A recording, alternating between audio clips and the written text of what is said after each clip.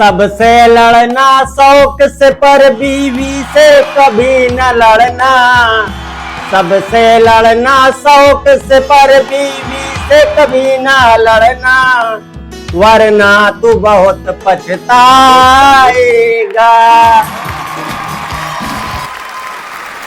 Thank you, thank you.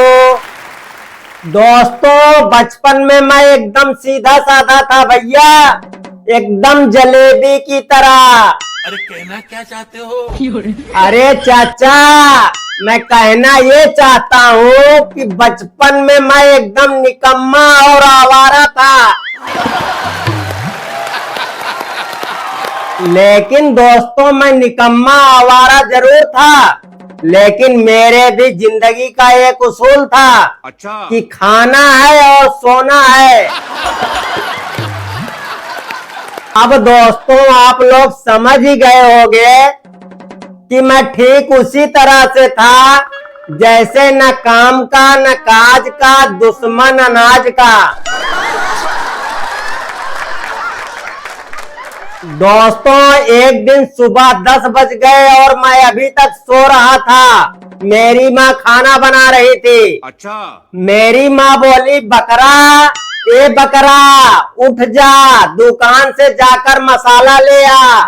माफ करना दोस्तों, मैं आप लोगों को बताना भूल गया, बचपन में मेरा नाम बकरा था। अरे कहना क्या चाहते हो?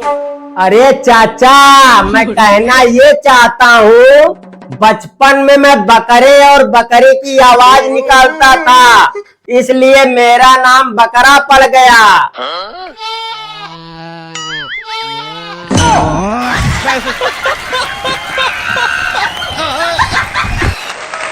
उसके बाद दोस्तों, मैं साइकिल से मार्केट जा रहा था मसाला लेने के लिए, लेकिन अभी रास्ते में ही था कि पुलिस वालों ने हेलमेट न लगाने के कारण मेरा 1500 का चालान काट दिया।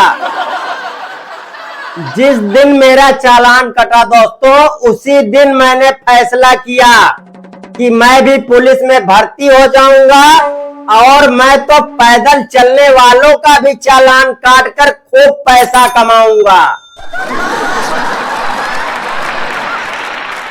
हाँ भाई साहब, मैं जैसे ही पुलिस में भर्ती होने गया, सामने एसपी साहब खड़े थे। बोले, सीने में फीता लगाओ और बताओ देश के लिए क्या कर सकते हो, तभी पुलिस में भर्ती हो पाओगे। मेरा भी खून उबल रहा था दोस्तों। मैंने बोला, साहब, मैं देश के लिए अंतिम सांस तक लड़ सकता हूँ।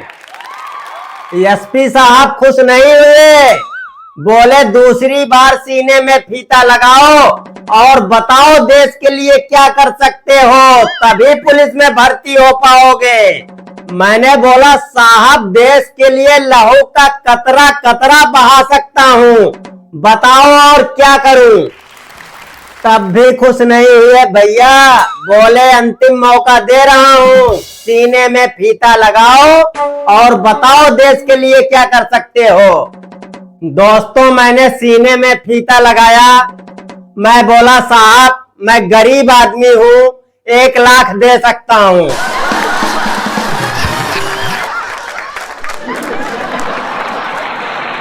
उसके बाद दोस्तों, मुझे पुलिस में तो नौकरी नहीं मिली, लेकिन मुझे बस में एक कंडक्टर की नौकरी मिल गई। अच्छा।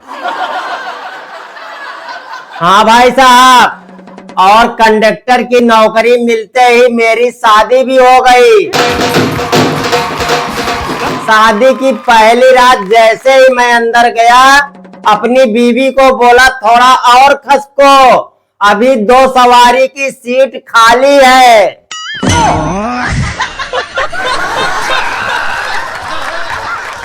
दोस्तों, मेरे शादी में जो वीडियो रिकॉर्डिंग हुई थी, अब मेरे घर में कोई मोहल्ले वाला आए या कोई मेहमान आए या घर में कोई छोटा मोटा फंक्शन हो, तो मेरे घर वाले सोफे पे बैठाकर उस वीडियो को दिखाते हैं।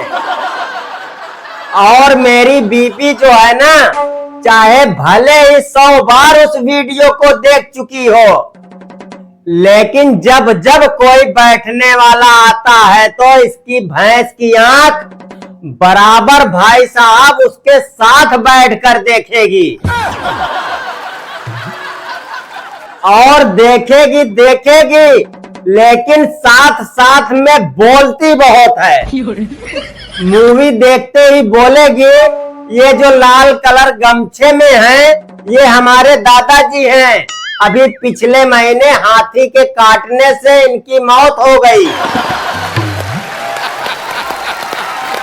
और ये जो पीली साड़ी में है ये हमारी बुआ जी हैं, बुआ जी 80 साल की हो गई हैं, लेकिन अभी भी इनके बाल काले हैं। और ये बुआ के साथ में जो दो महिलाएं खड़ी हैं ना, नीली और काली साड़ी में, ये हमारी बुआ की सहेलियां हैं। और ये जो दो छोटे छोटे बच्चे हैं ना, ये बुआ के बच्चे हैं। कुल मिलाकर भाई साहब जितनी देर वीडियो चलेगी ना, इसकी चोंच नहीं रुकेगी। चाहे ये 1000 बार देख ले वीडियो, लेकिन जब जब और जितनी बार इसके घर पर वीडियो चलेगी, उतनी देर इसकी भैंस की आंख ये हिलेगी नहीं वहां से। जितनी देर वो वीडियो चलेगी उतनी देर इसकी जुबान चलेगी। मेहमान बेचारा अंदर ही अंदर घुट रहा है और भगवान से दुआ मांग रहा है, या तो इसकी टीवी खराब हो जाए या लाइट ही चली जाए। जब वो मेहमान बेचारा इसकी बातें सुन सुनकर थक जाता है, जेब से मोबाइल निकाल कर बात करने के बहाने कमरे से बाहर निकल जाता है।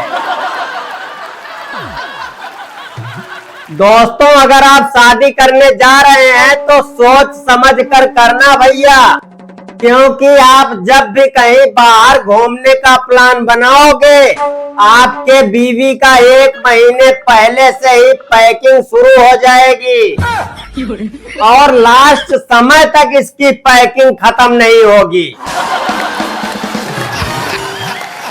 लेकिन इसकी भैंस की आंख जब ये गुस्सा हो जाती है, मायके जाने के लिए 10 मिनट में तैयार हो जाती है और उसी 10 मिनट में भाई साहब ये 4-4 बैग पैक कर लेती है।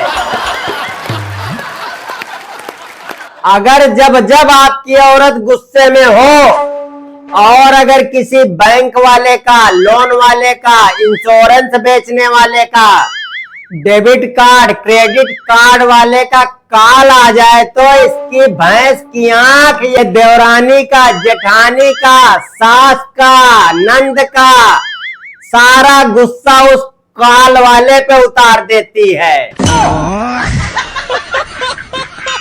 शायद अब वो फोन करने वाला भाई साहब अब भूल कर भी इसको दोबारा कभी फोन ना करे। जब जब ये गुस्से में होती है भाई साहब, बर्तन तो ये बुलेट ट्रेन से भी तेज धुलती है। खटखट खटखट खटखट खटखट। धुले हुए कपड़े भाई साहब ये 5 मिनट में फोल्ड करके अलमारी में लगा देती है। लेकिन अगर ये झाड़ू पोछा कर रही है और बच्चा इसकी गीली फर्श पे गलती से भी चला गया, तो इसकी भैंस की आंख उसकी ये वहीं का वहीं पिटाई कर देती है। और पिटाई कर रही होती है तो एक बात जरूर बोलती है, खा लिया है बाप बेटे दोनों ने।